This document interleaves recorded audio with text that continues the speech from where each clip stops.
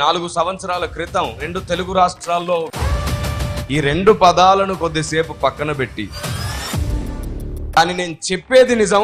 ఒకసారి దేవుడు నరులను యథార్థవంతులుగానే, ఈ ముద్ద మంచిది కాదు, యేసు రక్తము పరిశుద్ధునిగా చేసింది. ఎంత క్లియర్ గా అర్థమవుతుంది? ఇదే మొదటి నుంచి నేను చెప్పింది. లేదని ఉందనలేదు, ఉందని లేదనలేదు. నేను ఒక పాయింట్ అర్థమైనాక మళ్ళీ చర్చ సాగక్కరలేదు.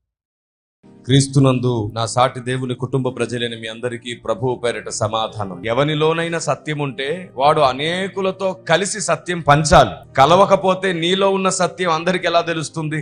ఈ సిద్ధాంతం రైట్ అయితే మనలో సువార్త ఉన్నది, మనం ఎవరితో కలవకూడదా? అప్పుడు ఎవరికి సువార్త అందదు. కాబట్టి క్రైస్తవులు ఈ విషయంలో ఎడ్యుకేట్ అవ్వాలి. ఏమిటంటే, సత్యము మనలో ఉన్నప్పుడు అనేకులకు ప్రేమతోనే సత్యం చెప్పేటట్లు మనం ఎదగాలి. ప్రేమ లేకపోతే మ్రోగిడు కంచు గనగనలాడు తాళమునయ్యుందునన్నాడు భక్తుడు. ఈ కారణం చేత సత్యం ఉంటే ఖచ్చితంగా ప్రేమ ఉండాలి. ప్రేమ ఉండి సత్యం లేకపోయినా, సత్యం ఉండి ప్రేమ లేకపోయినా వ్యర్థం అయిపోతుంది. మనలో సత్యం ఉంటే ఖచ్చితంగా ప్రేమ సాధన చెయ్యాలి, ప్రాక్టీస్ చెయ్యాలి. ప్రేమను ప్రాక్టీస్ చెయ్యాలి. ప్రేమను ప్రాక్టీస్ చెయ్యాలి అంటే మనల్ని ద్వేషించే వ్యక్తులతో కలవడానికి అలవాటు చేసుకోవాలి. గడిచిన 17 సంవత్సరాలుగా దేవుని మహాకృప నా అడుగులు సాధన వైపే కొనసాగాయి. పరిశుద్ధాత్మ దేవుడు నా హృదయాన్ని బలపరిచి నడిపించగలిగారు. దూషించిన వాడు, ద్వేషించిన వాడు కూడా మరలా ఇంకోసారి కిరణ్ పాల్ గారు చెప్పేది కూడా ఒకసారి ఆలోచిద్దాం అనేటట్లు చేసుకుంటే చాలు. ఆ తర్వాత ఆత్మదేవుడే కార్యం చేసుకుంటాడు. అది మన విజయం అవుతుంది. అలాగే ఈ జన్మ పాపమును గూర్చి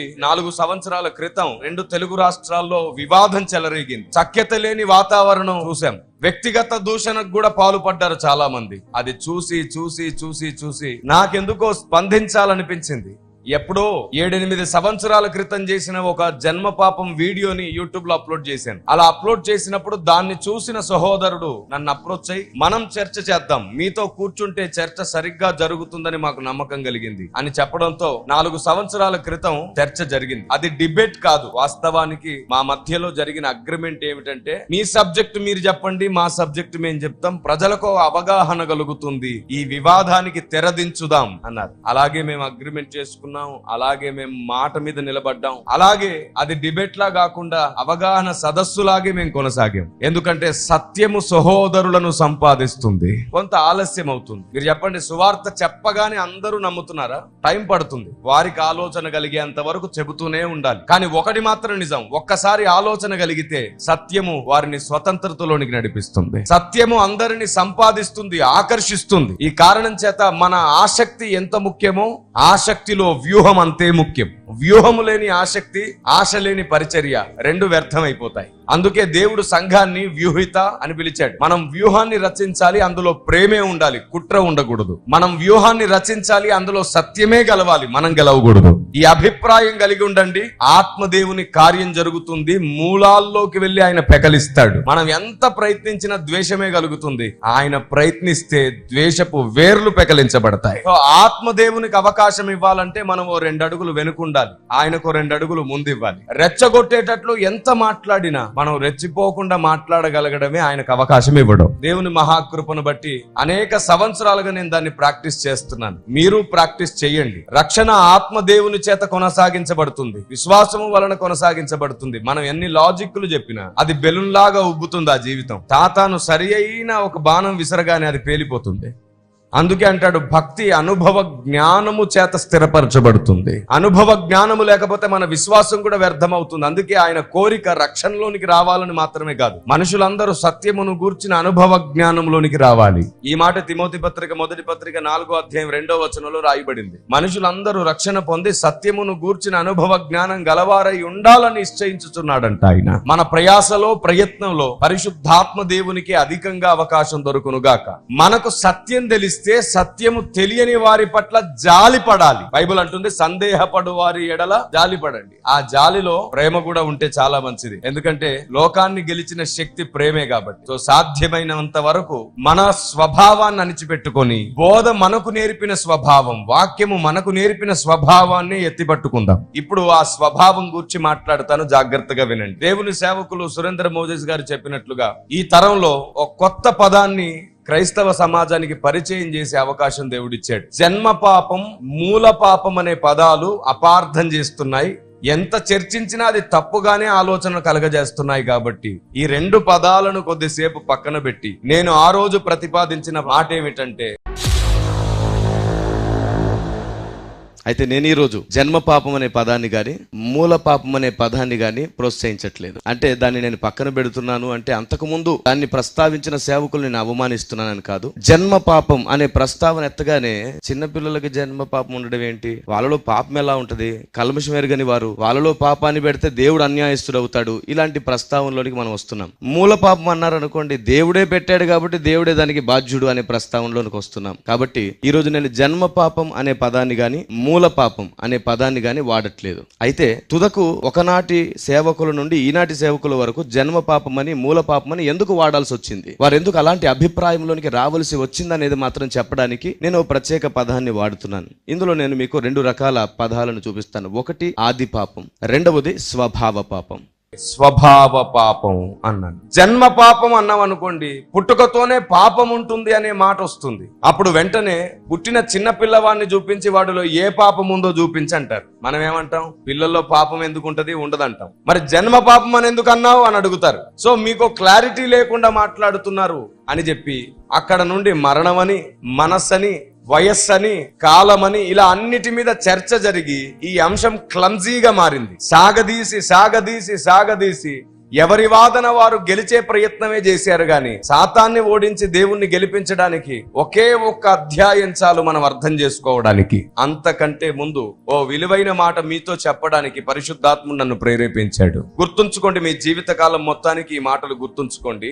సత్యము మనకు తెలిస్తే దాన్ని నమ్ముట వలన క్షమాపణ దొరుకుతుంది. మళ్ళీ చెప్తున్నాను, సత్యము నమ్ముట వలన క్షమాపణ దొరుకుతుంది.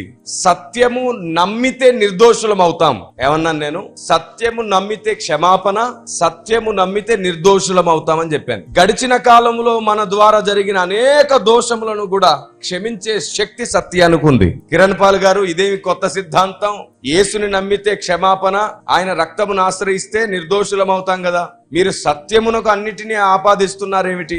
ఒక మాట ఒక దైవజనుడు పలికాడు అంటే మనం ఒకసారి బైబుల్లో ఎక్కడైనా దీనికి సంబంధించిన మాట ఉందా అని ఆలోచించాలి. అన్నవాడి మీద నోరు జారొద్దు, వేలెత్తి చూపించొద్దు. అందుకే పౌలు బోధ చేస్తుంటే బెరియా సంఘం పరిశీలన చేశారు.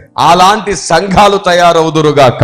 ఎవరు బోధ చేసినా పరిశీలించేంత వరకు మాట్లాడొద్దు, నోరు జారొద్దు. ఒకవేళ పరిశీలిస్తే చెప్పినోడు తప్పు చెబితే కూడా వ్యక్తిగతంగా నోరు జారొద్దు. వారికి అర్థమయ్యేటట్లు మనకు తెలిసింది చెప్పాలి. అదే నిజమైన భక్తి సాధన, అదే నిజమైన పోరాటం. వ్యక్తి మీద గెలుపు కాదు. మనం పోరాడున్నది ప్రస్తుత అంధకార దురాత్మల సమూహం. కొన్నిసార్లు మనుషులు ఎలా ఆలోచిస్తారంటే తమకు తెలిసిందే నిజమనే భ్రమలో ఉన్నప్పుడు ఇంకా 100 మంది చెప్పినా వినరు, దానికోసమే పోరాడతారు. నాదే నిజం, ఇంకొకరిది నిజం కాదనుకునే వ్యక్తికి ఎప్పటికీ సత్యం తెలియదు. కానీ నేను చెప్పేది నిజం, ఒకసారి పరిశీలించండి, అందరి బోధ పరిశీలించండి, దీన్ని పరిశీలించండి అనేవాడు తప్పకుండా ఏదో ఒక రోజు సర్వసత్యంలోకి వస్తాడు. ప్రతిరోజు నేర్చుకొని ప్రతిరోజు మార్చుకుందాం, పరిశుద్ధాత్ముడే నడిపిస్తాడు.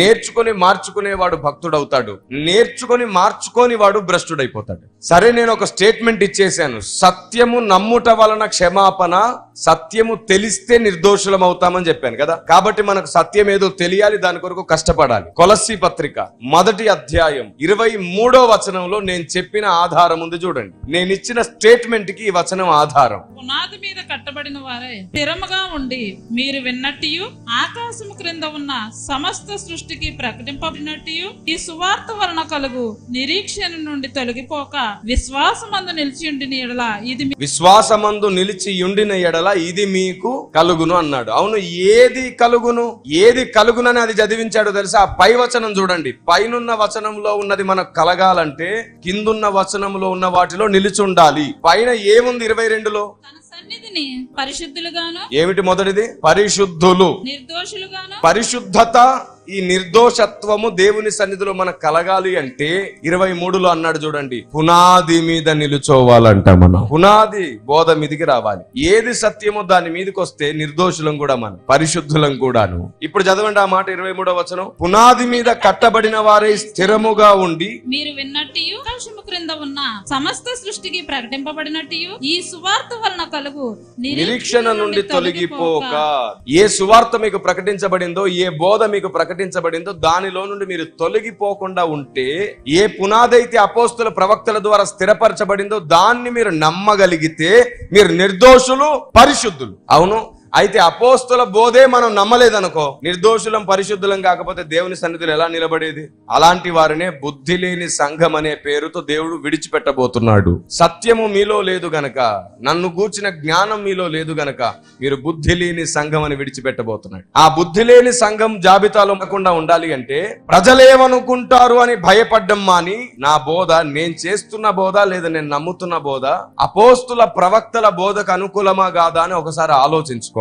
లాజిక్కే ముఖ్యం కాదు. మీకు తెలుసా, ప్రతి లాజిక్ సత్యం కాదు. ప్రతి లాజిక్ సత్యమైతే ఈ రోజు దేవుడు లేడు అనడానికి నాస్తికుడు వాడుతున్నాడు ఎన్నో లాజిక్లు. అవి ఎలా సత్యం అవుతాయి? ఇటీవలి కాలంలో నేను పుస్తకాన్ని విడుదల చేశాను. దాని పేరు అంతరిక్షం వెనుక. దాంట్లో దేవుడు లేడు అనే వ్యక్తులకు అద్భుతమైన సమాధానాలు, అలాగే 52 ప్రశ్నలు సంధించడం జరిగింది. లాజిక్ ని లాజిక్ తో ఎదుర్కోవడం మాత్రమే కాదు, లాజిక్ ని దేవుని జ్ఞానంతో కూడా మనం ఎదుర్కోవాలి. కాబట్టి ప్రకృతి సంబంధికి ఎంత చెప్పినా అర్థం కాదు. కనీసం ఆత్మ సంబంధ అయినా సరే దేవుని జ్ఞానాన్ని వెతకడం నేర్చుకోవాలి. ఈ కారణం చేత అపోస్తులు ప్రవక్తలు ఏది బోధించారో దాన్ని మొదట గుర్తించి దాన్ని మొదట నమ్మితే మిగతా బోధలన్నీ సరైపోతాయి. అపోస్తులు ప్రవక్తలు ఏమేమి నమ్మారు? వారు కృపావరములను నమ్మారు, పరిశుద్ధాత్మ దేవుని శక్తిని నమ్మారు, వారి ద్వారా జరిగిన కార్యములను మనం బైబిల్ గ్రంథంలో చూసాం, వారు నమ్మారు. సంఘము సంపూర్ణ సిద్ధి పొందే వరకు అపోస్తులు ప్రవక్తలు ఉంటారని ఎఫెసీ పత్రిక చెప్పింది. ఇదంతా బైబిల్లో స్థిరపరచబడి ఉంటుండగా అపోస్తులు ప్రవక్తలు చెప్పిన బోధను నమ్మని వారు ఇంకా ఏ బోధ చెప్పినా సరే తప్పకుండా అందులో పొరపాటు ఉంటుంది. ఇది లేఖనం చెబుతున్న సత్యం. ఈ కారణం చేత సత్యమేదో గుర్తిద్దాం, నిర్దోషులం అవుతాం. సత్యమేదో గుర్తిద్దాం, పరిశుద్ధులం అవుతాం. అప్పుడు మనకు పరలోక ప్రవేశం దొరుకుతుంది. అలాంటి సత్యము జన్మ పాపం విషయంలో అందరికీ తెలియడం కోసం పరిశుద్ధాత్మ దేవుడు నాతో రాయించినటువంటి పుస్తకం జన్మతః పాపం శాపం ఆది అంతం అనే ఈ ఉద్గ్రంథం. వాస్తవానికి 1800 పేజీల పుస్తకం ఇది. అందులో ఇది మొదటి వాల్యూమ్. 500 పేజీల చొప్పున 3 పుస్తకాలు ముద్రించబడ్డాయి. ఇంకో 300 పేజీల పుస్తకమేమో క్వశ్చన్ అండ్ ఆన్సర్స్ కి స్థిరపరిచాం. అందులో ఒక పుస్తకం మాత్రమే మీ దగ్గర ఉంది. ఈ పుస్తకంలో దాదాపుగా మీ ప్రశ్నలన్నీ క్లియర్ అయిపోతాయి. 200 ప్రశ్నలకు ఇందులో నేను జవాబు రాశాను. దాదాపుగా 90 అంశాల మీద దీంట్లో చర్చ చేశాను. ఇలాగూ 900 అంశాల మీద పుస్తకం రాయబడింది. అందులో మొదటి పుస్తకం మీ ముందు కనబడుతుంది. దీని పేరు జన్మతః పాపం శాపం. ఇది 2019వ సంవత్సరంలోనే విడుదల చేయడం జరిగింది. అంటే చర్చ జరిగిన వెంటనే రాయడం ప్రారంభించాను. మీకు ఎవరికైనా కావాలి అంటే యూట్యూబ్ లో కనబడే మా నంబర్ ఆఫీస్ కి మీరు కాల్ చేసి మీరు అడ్రస్ ఇస్తే మీ అడ్రస్ కి ఇది పోస్ట్ చేయడం కూడా జరుగుతుంది. తప్పకుండా ఈ పుస్తకాన్ని సంపాదించండి. జన్మ పాపము లేదు అనే సహోదరులు అడిగే ప్రశ్నలు మాత్రమే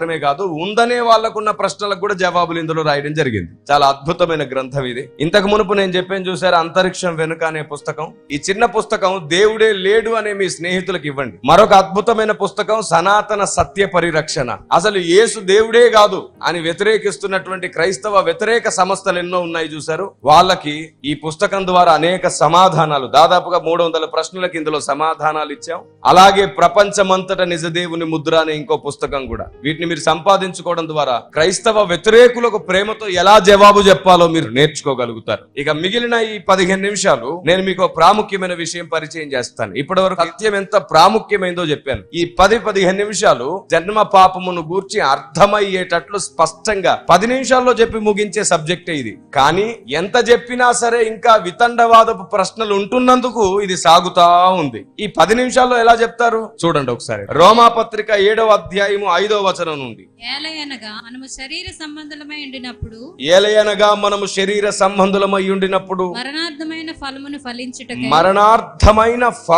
ఫలించుటకై ధర్మశాస్త్రము వలనైన పాపేచ్ఛలు. ఏమిటంట? చాలా భయాన్ని పుట్టించే మాట ఇది. ధర్మశాస్త్ర సంబంధమైన పాపయేచ్ఛలంట. అసలు ధర్మశాస్త్రం ఇచ్చింది ఆయన, దాని వలన పాపయేచ్ఛలంట. దీన్ని ధ్యానించడానికి ఒక ఇంత భయం వేస్తుంది. ఎందుకంటే ధర్మశాస్త్రం ఇచ్చిన వాడి మీదకి నిందపోతుంది. కానీ ధర్మశాస్త్రం వలన పాపయేచ్ఛలు ఏమిటి అనే విషయాన్ని తెలుసుకుంటే నిజంగానే మనలో దేవుడు ఫ్రీ విల్ అనేది ఒకటి పెట్టాడు, స్వేచ్ఛా హృదయం. ఈ స్వేచ్ఛా హృదయం, ఈ ఫ్రీ విల్ బైబిల్ ఏం చేస్తుందంటే ధర్మశాస్త్రమును ఆనుకొని పాపం చేస్తుంది. అది పౌలు భక్తుడి అధ్యాయంలో స్పష్టంగా వివరించాడు. చూడండి, మరో వచనం చదువుకుందాం. ధర్మశాస్త్రం వలనైన పాపేచ్ఛలు నా అవయవములలో కార్యసాధకములై ఉండెను. ధర్మశాస్త్ర సంబంధమైన పాపయేచ్ఛలు మన అవయవములలో కార్యసాధకములై ఉండెను. ఇప్పుడైతే దేని చేత నిర్బంధింపబడితిమో దాని విషయమై చనిపోయిన వారమై ధర్మశాస్త్రము నుండి విడుదల పొందితిమి గనుక మనము అక్షరానుసారమైన ప్రాచీన స్థితి గలవారము కాక ఆత్మానుసారమైన నవీన స్థితి గలవారమై సేవ చేయుచున్నాము. ఇక్కడ స్వభావం మారుతుంది. చూసారా,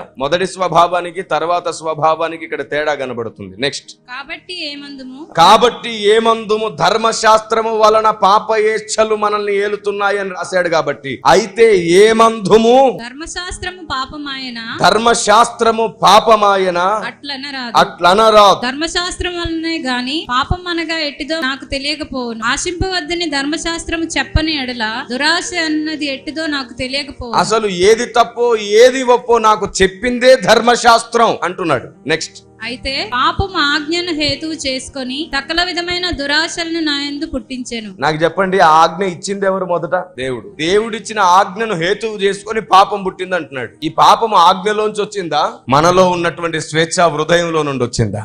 దేవుడు ఆజ్ఞ పెట్టాడు, దాన్ని మీరే మన స్వభావమే బాలేదు. మనకు దేవుడిచ్చిన స్వేచ్ఛను మనం పాడు చేసుకున్నాం. దేవుడు నరులను యథార్థవంతులుగానే సృజించాడు. ప్రసంగి 7:20 తప్పు కాదు. దాన్ని మనం సరిగ్గా అర్థం చేసుకోలేదు. దేవుడు నరులను యథార్థవంతులుగానే సృజించాడు. అది ఆత్మకు సంబంధించిన విషయం. ప్రతి నరుని ఆత్మను దేవుడు యథార్థంగా సృష్టిస్తున్నాడు.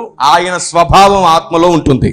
క్లియర్ గా అర్థం కావడానికి చెప్తున్నాను నేను. ఇంకా డైరెక్ట్ బుల్లెట్ పాయింట్ అన్నమాట. దేవుడు మన ఆత్మలను తయారు చేస్తున్నప్పుడు ఆ ఆత్మలో ఆయన స్వభావమే ఉంటుంది. ఆత్మ పరిశుద్ధమైనదే, ఆత్మలో ఏ దోషము లేదు. ప్రసంగి 7:20 చెబుతున్నది ఆత్మను గూర్చి మాత్రమే, శరీరమును గూర్చి కాదు. ఆత్మను దేవుడు యథార్థముగానే సృజించాడు. ఆత్మలో దేవుడు తన స్వభావాన్ని కూడా పెట్టాడు. అయితే ఈ ఆత్మ ఎందులోకి వచ్చి నివాసం చేస్తుంది? అది నేను చెప్పేది ఏమిటంటే, జన్మతః మానవుడు పాపిగా పుడుతున్నాడా అనేది నా ఉద్దేశం. పుట్టట్లేదు, కానీ ఆ మనిషిలోనే ఫ్రీ విల్ ఉంది చూశారు, అది పాపం చేయిస్తుంది మనిషిని. ఇప్పుడు చెప్పండి, ఆ ఫ్రీ విల్ ఎక్కడుంది? పుట్టడంతోనే హృదయంలో ఉంది. ఇప్పుడు ఖచ్చితంగా ఆ హృదయంలోంచి ఏం పుడుతుంది? తనకు ఊహ తెలియగానే. ఇప్పుడు పాపం కూడా ఎక్కడుంది? మరి హృదయంలోనే ఉంది. శరీరంలో పాపమున్నది, శరీర స్వభావములో పాపమున్నది. మనిషిలో నుండి వస్తున్న శరీరం పాపం, దేవుడు పంపిస్తున్న ఆత్మ పాపం కాదు. ఇప్పుడు పాపం ఆత్మలో ఉందా? లేదు. మరి పాపం ఎందులో ఉన్నది? అందుకే చిన్న పిల్లవాడిగా ఉన్నప్పుడు వానిలో పాపం ఉన్నట్లు మనకు తెలియదు. ఎప్పుడైతే శరీరము ఆత్మ వికసించి పనిచేస్తాయో కలిసి, అప్పుడు ఈ శరీర స్వభావం ఆత్మను లోబర్చుకుంటుంది. అప్పుడు వాడిలో పాపం కనబడుతుంది. అప్పటి నుండి చెప్పింది అదే. 4 సంవత్సరాల క్రితం చెప్పింది ఇదే, ఇప్పుడు అదే చెప్తున్నా. ఫ్రీ విల్లోంచి పాపం వచ్చిందా? దేవుడు పెడితే వచ్చిందా? ఫ్రీ విల్లో నుండి పాపం వచ్చిందా? దేవునికి లోబడకుండా ఉన్నటువంటి మనసులో నుండి పాపం వచ్చిందా? క్రియ చేస్తే పాపం వచ్చిందా? ఇప్పుడు మీకు ఏమని తోచుచున్నది? మీ మనసుకు ఏమనిపిస్తుంది? మనిషిలో జన్మతః పాపము లేదు అనేది అందరి అభిప్రాయమే, కానీ అది దేవుడు పెడుతున్న ఫ్రీ విల్లో నుండి వాడికి ఊహ తెలిసిన మరుక్షణం నుంచి ప్రారంభం అవుతుంది అనేది మాత్రం వాస్తవం. ఇప్పుడు ఆ మనిషిలోనే ఉందా లేదా? అది జన్మతోనే హృదయంలో అది ఉంది. అయితే జన్మ పాపం అనేది పుట్టుకతోనే కనబడదు. మనిషిలో జన్మతః పాపము పుట్టుకతో ఉన్నట్లు లేదు. కానీ ఎప్పుడైతే శిశు దశ దాటుతుందో, శిశువు అంటే పాలు తాగేవాడని అర్థం అండి. శిశు దశ ఎప్పుడైతే దాటుతుందో, వాడు బాల్య దశలోనికి ఎప్పుడైతే అడుగు పెడతాడో అప్పుడు స్టార్ట్ అవుతుంది ఆజ్ఞను మీరడం, అమ్మ చెప్పింది వినకపోవడం, నాన్న చెప్పింది వినకపోవడం. అలా అలా అలా వాడికి అదే అలవాటై దేవుడు చెప్పేది కూడా వినడం మానేస్తాడు. శిశు దశలో అది ప్రారంభం అవుతుంది. ఎందుకంటే దానికి సహకరించే అవకాశం ఏముండదు. వాడు ఆలోచించాడు. వాడు ఎప్పుడైతే బాల్య దశలోనికి వస్తాడో, మాట్లాడగలుగుతాడో, ఇంకా అప్పటి నుంచి కొంచెం పాకగలుగుతాడో, పాకడం అయిపోయిన తర్వాత మెల్లిగా బుడి అడుగులు వేస్తుంటాడు. చూసారండి, నేను దగ్గరగా నా కొడుకును పరిశీలించానండి. వాడు అంబాడేటప్పుడే, అంటే పాకేటప్పుడే రై ఇలా రా అంటే అటు వెళ్ళిపోయేవాడు. ఇప్పుడే వాడికి ఏం తెలియదులే, ఇప్పుడు కాదనుకున్నాను. నడిచేటప్పుడు అరే ఇలా రా అంటే అలా వెళ్ళేవాడు. అంటే నన్ను చూసి ఏదో సంతోషంగా వెళ్తున్నాడు. ఇప్పుడు వాడికి మాటలు వచ్చాయి, ఇలా రా అంటే నేను రాను అంటున్నాడు. నాకు అర్థమైపోయింది ఇక లోపల ఏదో స్టార్ట్ అయింది. దాన్నే స్వభావ పాపం అన్నారు. అయితే జన్మతః వారిలో పాపము లేదు అన్నది ఎంత నిజమో, వారు పెరగగానే అదే లోపటున్న పాపం బయటికి వస్తుంది. దాన్నే జన్మ పాపం అన్నాం, మనం స్వభావ పాపం అన్నాం. దాని ద్వారా శరీర మరణం వచ్చింది, దాని ద్వారా దేవునికి వేరైపోయాం. ఆ తర్వాత దురాశల చేత ఈడ్చబడి క్రియాపాపంలోనికి వెళ్తాం. పెడుతున్నాం. సాతాను ద్వారా మోసపరచబడితే క్రియాపాపం జరుగుతుంది. ఎంత క్లియర్ గా అర్థమవుతుంది. ఇదే మొదటి నుంచి నేను చెప్పింది. ఉందన్నానా లేదన్నానా అంటే చాలా స్పష్టంగా దానికి నేను వివరణ ఇస్తున్నాను. ఉందని లేదని లేదు, లేదని ఉందని లేదు. లేదని ఉందనలేదు, ఉందని లేదనలేదు. ఎందులో ఉందో ఎందులో లేదో చెప్పాను. ఫ్రీ విల్ అనేది ఒకటి ఉందో చూశారు. అది శరీరంలో పడగానే దానికి నచ్చినట్లు పనిచేస్తుంది. ఆత్మకు దేవుడిచ్చిన స్వేచ్ఛ ఈ శరీరంలోనికి రాగానే శరీరేచ్ఛలతో పనిచేస్తుంది కాబట్టి అది పాపం అవుతుంది. అందుకంటే మన ఆత్మకు కల్మషం అంటకుండా అంటాడు పేతురు భక్తుడు. ఆత్మకు కల్మషం అంటుతుంది ఎప్పుడంటే పసివాడు పెద్దవాడైన తర్వాత వాడి క్రియలు చెడిపోతాయి కాబట్టి, అవిధేయుడవుతాడు కాబట్టి ఆత్మకు కూడా కల్మషం అంటుతుంది. ఆత్మకు కల్మషం అంటుతుంది కాబట్టి చస్తే నరకం పోతాడు. ఈ ఆత్మ కంటిన కల్మషం తొలగించేది యేసు రక్తం. అందుకు యేసు కావాలి. కానీ శరీరంలో ఉన్న స్వభావం ఉందే, అది దినదినము నువ్వు చంపితేనే, భక్తి సాధనతో దాన్ని అణిచివేస్తేనే పోతుంది. ఒక ఆయన అడిగాడు నన్ను, మరి నేను యేసునందు బాప్తిసం పొందినప్పుడు నేను నూతన సృష్టి అయ్యాను కదా, మరి నాకు పుట్టే కొడుకు పరిశుద్ధుడై పుట్టాలి కదా అంట. పాయింటే కదా. నేను బాప్తిసం ద్వారా పరిశుద్ధుని అయిపోయినప్పుడు నాకు పుట్టే బిడ్డ పరిశుద్ధుడై పుట్టాలి. పాప సైతినిలో నుండి పాపరహితుడు రాడన్నారు కదా. ఇప్పుడు నేను పాపరహితున్నయ్యాను యేసు రక్తము వలన. మరి నా కడుపులో పుట్టే బిడ్డ కూడా అలా రావాలి కదా అంటే నేను అదే చెప్పాను చాలా క్లియర్ గా. యేసు రక్తము పరిశుద్ధునిగా చేసింది నీ ఆత్మను. నీ శరీర స్వభావం ఇంకా నిన్ను అలాగే ఏలుతుంది. చచ్చేదాకా ఇందులో పడి నువ్వు మూలుగుతూనే ఉంటావు. ఈ శరీర స్వభావం నిన్ను ఈడ్చుకొని లాగుతుంది కాబట్టే ప్రతి ఆదివారం దేవుని కాళ్ళు పట్టుకొని తప్పులను ఒప్పుకొని మనల్ని మనం పరిశీలించుకొని పరీక్షించుకొని ఆయన శరీరం రక్తం తిని ప్రతి వారం బాగుపడతాం. ఎందుకు తెలుసా? తర్వాత వారం చచ్చినా మనకు నష్టం లేదు. కడగబడిన శరీరంతో కడగబడిన ఆత్మతో ఎత్తబడతాం మనం. అందుకే ఆయన సన్నిధిలో సమాజంగా కూడినప్పుడల్లా ఆయన జ్ఞాపకం చేసుకోవడం, మనల్ని మనం పరిశీలించుకొని పరీక్షించుకొని ఆయన శరీరం రక్తం తిని తాగి కడుక్కుంటున్నాం. కాబట్టి నమ్మి బాప్తిస్మము పొందుట వలన నీ క్రియాపాపము నీ స్వభావ పాపము కూడా దేవుడు ఏం చేశాడు? క్షమించాడు. నీ ఆత్మ కంటిన కల్మషం కడగబడింది. ఆ తర్వాత మరలా కౌంట్ డౌన్ స్టార్ట్ అవుతుంది. నీ శరీరం ద్వారా నీ మనసు ద్వారా నువ్వు చేస్తున్న పొరపాట్లు మళ్ళీ కౌంట్ డౌన్ స్టార్ట్ అవుతాయి. అక్కడే చాలా మంది బుద్ధి లేని సంఘంగా తయారవుతున్నారు అన్నమాట. పౌలు భక్తుడు దీన్నే 7వ అధ్యాయం రోమాపత్రిక 7వ అధ్యాయంలో క్లియర్ గా చెప్పాడు. పుట్టుకతో ఎవరైనా పాపులా అంటే నేను చెప్తాను కాదు. అదేమిటంటే అంత మాట అన్నారు? ఇప్పుడే చెప్పాను, ఆత్మలో పాపము ఉండదు. కానీ పుట్టిన ప్రతి ఒక్కడు పాపములోనే నివాసం చేస్తున్నాడు. ఎందుకంటే పాపమే శరీరం కాబట్టి. ఈ శరీరం అనే పాపంలో పరిశుద్ధంగా దేవుడు పంపిన యథార్థవంతమైన ఆత్మ నివాసం చేస్తున్నందు చేత ఇప్పుడు శరీరం మనదే అయింది, ఆత్మ మనదే అయింది. కాబట్టి మనం ఏమయ్యాం? మీరు అన్నట్లే పాపులం అయ్యాం. అది సంగతి. ఎవరు కాదనలేని విషయం ఇది. ముద్ద పాడైపోయింది. ఆ ముద్దలోంచి ఎన్ని ముద్దలు తీసినా అది పాడైన ముద్దే. ఆదాము ఏ రోజైతే అవిధేయుడయ్యాడో అతడు శపించబడ్డాడు. మీకు తెలుసా? దేవునితో కనెక్షన్ తెగిపోయిన వాళ్ళందరూ శాపగ్రస్తులే. నోట్ చేసుకోండి. ఇది అన్నిటికంటే ముఖ్యమైన పాయింట్. చావు అంటే శరీరములో నుండి ఆత్మ విడదీయబడుట చావు. ఒప్పుకుంటారా? మరణం అదే కదా. అయితే ఆదామవ్వలకు వచ్చిన చావు దేవునితో ఎడబాటు. పండు తినిన దినమున నీవు నిశ్చయముగా చచ్చేదవు అంటే నిజంగానే చచ్చాడు, శరీరంలో కాదు. దేవునికి ఆత్మ వేరైపోయింది, పరమాత్మకు జీవాత్మ వేరయ్యింది. ఈ ఎడబాటు మరణం తీసుకొచ్చేసింది, ఆత్మీయ మరణం వచ్చేసింది. ఆ తర్వాత వెంటనే తాము శరీరంలో చనిపోలేదు, అవసరమున్నంత కాలం బ్రతికారు. నరుల చెడుతనం భూమి మీద విస్తరించిన కొలది దేవుడే ఆయుష్ను తగ్గిస్తూ వచ్చాడు. అందుకే అందరికి సమానమైన మరణాలు లేవు. కొందరు తమ బుద్ధిని బట్టి చనిపోతున్నారు. నీ కాలమునకు ముందు నీవేళ చనిపోతావు, అధిక దుర్మార్గపు పనులు చెయ్యకు అని అన్నాడు. కొందరు తెలివి తక్కువతనంతో చనిపోతున్నారు. ఇప్పుడు చూడండి, నేను మీ చేతికి ఒక బైక్ ఇచ్చాను అనుకోండి, అది 200cc పైనే ఉంది. మొత్తం దానికి ఉన్న స్పీడ్ అంతా వాడితే వాడు బతుకుతాడు అని ఎవడైనా గ్యారంటీ ఇస్తారా? నాకు లేదు కదా. ఖచ్చితంగా చనిపోయే అవకాశమే 99% ఉంటుంది. హైవేలో ఒక వ్యక్తి బైక్ దోలుతున్నాడు, 200 స్పీడ్ తో దోలుతున్నాడు, గ్యారంటీ ఉందంటారా? చచ్చిపోతాడు. మనిషి తను రకరకాల తంత్రములను కల్పించుకొని చచ్చిపోతున్నాడు. అది కూడా దేవుని మీద నింద మోపక్కరలేదు. ఇప్పుడు దోమల్లో పడుకోవద్దురా అని అంటున్నాడు, వాడు పడుకుంటున్నాడు. వాడికి వ్యాధి రాదా? డెంగ్యూ వస్తుందా? రాదా? అలా రకరకాల నిర్లక్ష్య కారణాలతో కూడా మనిషి చచ్చిపోతున్నాడు. ప్రతి మరణం దేవుడే రాసింది కాదు. అయితే అందరికీ ఎలా మరణం వస్తుందో ఆయనకు తెలుసు. అయితే దీనికి జన్మ పాపము లేదు అని వాదిస్తున్నప్పుడు సహోదరులు ఏమంటారంటే, మన మరణం ఆదాముకు దేవుడు మరణం జగత్పునాది వేయబడక మునిపే నిర్ణయించాడు అనేది వారి వాదన. దానికి వారు ఎఫెసీ పత్రికలో జగత్పునాది వేయబడక మునిపే దేవుడు మనల్ని క్రీస్తుతో ఉండడానికి నిర్ణయించాడు అనే మాట పట్టుకుంటారు. సో జగత్పునాది వేయబడక మునిపే మనం క్రీస్తుతో ఉండడానికి నియమించాడు కాబట్టి మరణం తర్వాతే ఉండాలని నిర్ణయించాడు అనేది వాదన. అయితే నా డైరెక్ట్ క్వశ్చన్, కడబూరం రోగినప్పుడు ఎంతమంది చనిపోకుండా ఎత్తబడతారో వాళ్ళు ఎప్పుడొచ్చి చేస్తారో చెప్పాలి. ఆలోచించండి. మరణిస్తేనే క్రీస్తునందు ఉంటామనే నియమం దేవుని చిత్తం అయితే కడబూరలో చాలా మంది రెప్పపాటున ఎత్తబడతారు, వాళ్ళకు మరణమే ఉండదు. మరణమే ఆయనలో ఉంచేటట్లయితే ఏలియా మరణం చూడకుండా ఎత్తబడ్డా లేదా? ఏలియా లాగా అందరిని తీసుకెళ్లిపోలేడా? మరణం పెట్టి తీసుకెళ్లాల్సిందేనా? బైబిల్ అలా చెప్పట్లేదు. హానోకు మరణంతోనే వెళ్ళాడా? మరణం చూడకుండానే వెళ్ళాడుగా. మరి వాళ్ళిద్దరిని తీసుకెళ్ళినోడు మనల్ని తీసుకెళ్లలేడా? మరి ఎందుకు కుదరలేదు? కాబట్టి మరణము ఆయనతో ఉండడానికి పెట్టిన మార్గము కాదు, కానీ మరణం దానికి ఉపయోగపడుతుంది. అయితే ఇక్కడ విషయం ఏమిటంటే, జగత్పునాది వేయబడమునుపై మనల్ని క్రీస్తుతో అక్కడ ఉండాలని నిర్ణయించిన దేవునికి మరణం అనేది ఒకటి రాబోతుందని తెలుసు. ఎందుకంటే ఈయన త్రికాలుడు, భవిష్యత్ ఎరిగిన దేవుడు. మరణం ఆయన నిర్ణయించలేదు, మరణం వస్తుంది ఆయనకు బాగా తెలుసు. ఆ వస్తున్న మరణానికి ఈయన శాసనం రాశాడు. మరణ శాసనం ఎవరి వలన రాస్తాడో వాడు ముందు మరణిస్తాడంట. క్రీస్తే మరణ శాసనాన్ని రాశాడు కాబట్టి క్రీస్తే వచ్చి చనిపోయాడు. మరణాన్ని ఆయన రప్పించలేదు, వచ్చిన మరణానికి ఈయన శాసనం రాశాడు. మరణం ఎలా వచ్చింది? పాపము వలన మరణం కలిగిందని బైబిల్ చెప్పింది.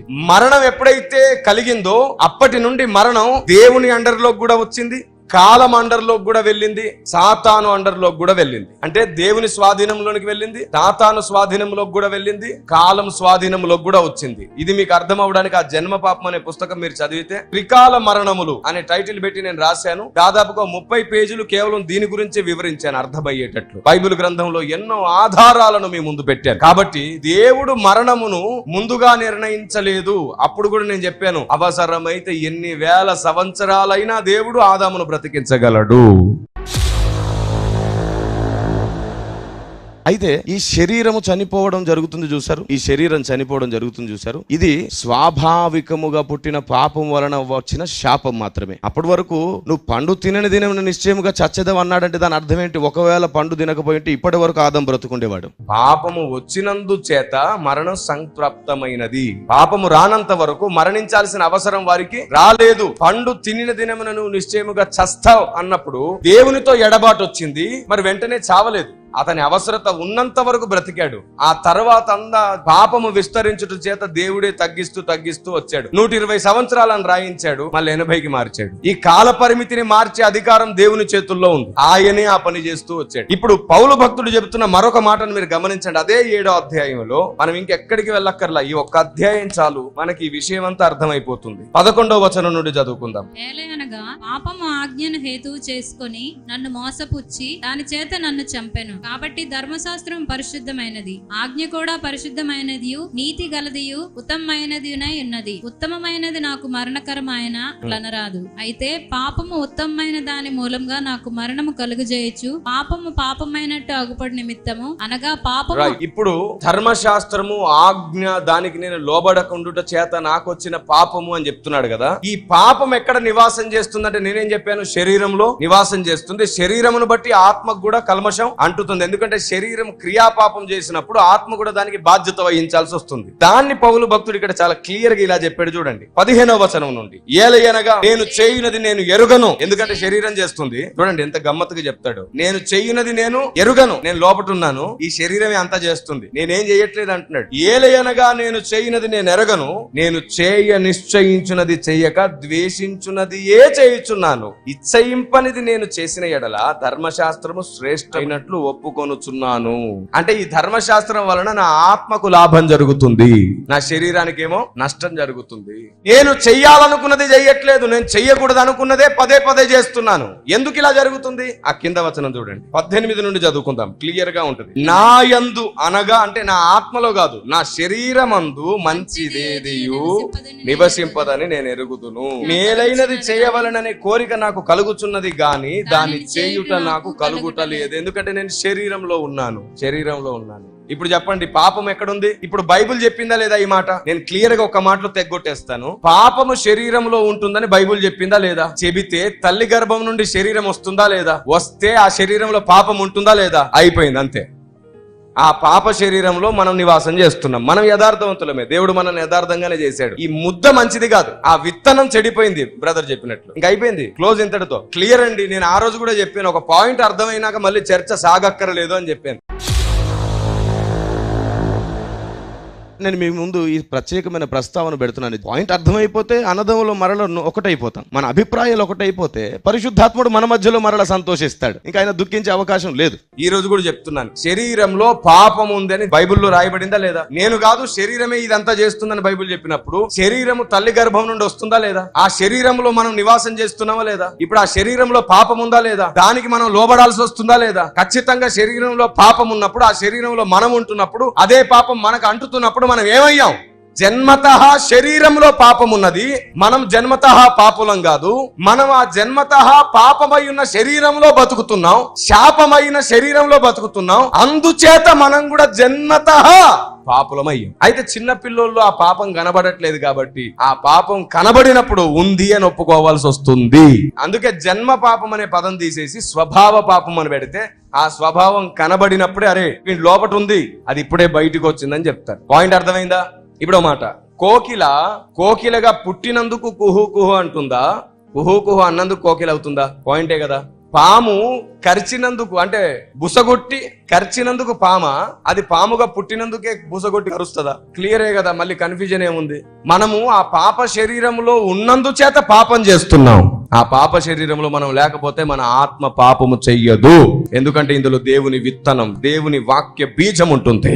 ఇప్పుడు మనం ఆత్మలో పరిశుద్ధులమైనందుచేత ఈ పాప శరీరాన్ని ఆత్మకు లోబరిచేటట్లు చేయడానికే దేవుడు మనకు బోధ అనే జీవాన్ని ఇచ్చాడు. ఈ బోధకు లోబడుట వలన శరీరం నలగొట్టబడి ఆత్మ చేయబట్టుకుంటుంది. అలా కాకపోతే శరీరమే ఆత్మను ఈడ్చుకొని పోవచ్చున్నది. చూడండి పౌలు ఏమంటాడు, ఆ కింద వచనాలు చూడండి, 21 నుండి చూడండి. కాబట్టి మేలు చేయగోరు నాకు కీడు చేయుట కలుగుచున్నదను ఒక నియమము నాకు కనబడుచున్నది. అంతరంగ పురుషుని బట్టి దేవుని ధర్మశాస్త్రమునందు నేను ఆనందించుచున్నాను. అదే చెప్తున్నాను, ఆత్మను బట్టి నాకు ధర్మశాస్త్రం చాలా మంచిది.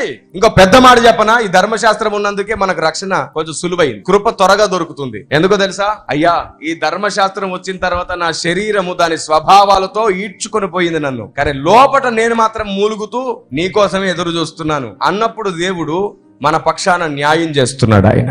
అందుకే అంతరంగ పురుషుని యందు నేను ఆనందిస్తున్నాను. ఇప్పుడు చదవండి 23వ వచనం, ముగింపు వచనం ఇది. వేరొక నియమము నా అవయవములో ఉన్నట్లు నాకు కనబడుచున్నది. వేరొక నియమము నా అవయవములో ఉంది.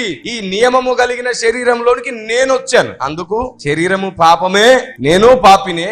కానీ నేను పాపినని నాకెప్పుడు తెలుస్తుంది? ఆ శరీరము వలన జరుగుతున్న పాపము బయటికి వచ్చినప్పుడు దానికి నేను లోబడుతున్నాను కాబట్టి నేను పాపినవుతున్నాను. అందుకే పసిపిల్లలు కూడా స్వార్థ బుద్ధిని చూపిస్తున్నారు. ఎప్పుడు వాళ్ళకు ఊహ తెలిసినా కొద్ది స్వార్థ బుద్ధిని చూపిస్తారు. నాది అని కొట్టి లాక్కోవడం, తన్ని లాక్కోవడం, దొంగతనం చేయడం, అబద్ధాలు ఆడడం ఎవరు నేర్పిస్తున్నారు? ఎవరు నేర్పించకుండానే వస్తుంది కదా. మనం అంటుంటాం వీడిలో వాళ్ళ అమ్మ స్వభావాలే ఉన్నాయండి, వీడిలో వాళ్ళ నాన్న స్వభావాలు మొత్తం సేమ్ టు సేమ్ వాళ్ళ అమ్మే అంటారు. మళ్ళీ స్వభావాన్ని ఒప్పుకోరు. సేమ్ టు సేమ్ వాళ్ళ నాన్నలాగే వాళ్ళ తాతలాగే అంటారు. నేను అదే అంటున్నాను, అవే స్వభావాలు ఎట్లా వచ్చినాయంటే జీన్స్ లో స్వభావాలు సంతరిస్తూ ఉంటాయి. ఒకరిలో నుండి ఒకరికి అవి వ్యాపిస్తూ ఉంటాయి. రక్తంలో కాదు స్వభావం ఉండేది, జీన్స్ లో ఉంటుంది, అవయవాల్లో ఉంటుంది.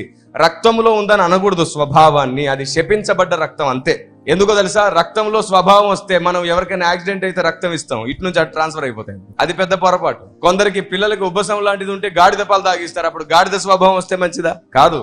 కాబట్టి రక్తంలో పాలల్లో స్వభావం లేదు, అది శరీరంలో ఉన్నదని అంటున్నాడు. నా శరీరంలో వేరొక నియమం ఉన్నట్లు నాకు కనబడుచున్నది, అది నా మనస్సునందున్న ధర్మశాస్త్రముతో పోరాడుచు నా అవయవములలోనున్న పాప నియమమునకు నన్ను చెరపట్టి, ఇది శరీరము చెరపడుతుంది మనల్ని. దేవుడు ఇప్పుడు న్యాయంగా తీర్పు తీర్చాలంటే శరీరానికి తీర్చాలి. అసలు గట్టిగా అవును, శరీరానికి తీర్చాలంటే మళ్ళీ ఆదాముకు తీర్చాలి. ఆదాము కదా ఫస్ట్ చేసింది. ఆదాముకు తీర్చాలంటే ఆదాముతో చేయించినోడికి తీర్చాలి, సాతానికి. అంటే చివరికి వాడి మీద పడబోతుంది వేటు. ఎందుకంటే ఆదాము క్రీస్తు దగ్గరికి వచ్చి తప్పించుకున్నాడు, మనం క్రీస్తు దగ్గరికి వచ్చి తప్పించుకుంటున్నాం. క్రీస్తు నందున్నవాడు ఆపద నుండి తప్పించబడతాడు. అవును, క్రీస్తు చాటుకు ఎవడు రాలేడు? ఆ సాతాన్ రాడు, వాడి మీద పడబోతుంది. ఎవరెవరు క్రీస్తు చాటుకు రారో వాళ్ళందరి మీద పడబోతుంది. అదే మాట, నమ్మి బాప్తిసం పొందితే రక్షణ, లేదంటే శిక్ష.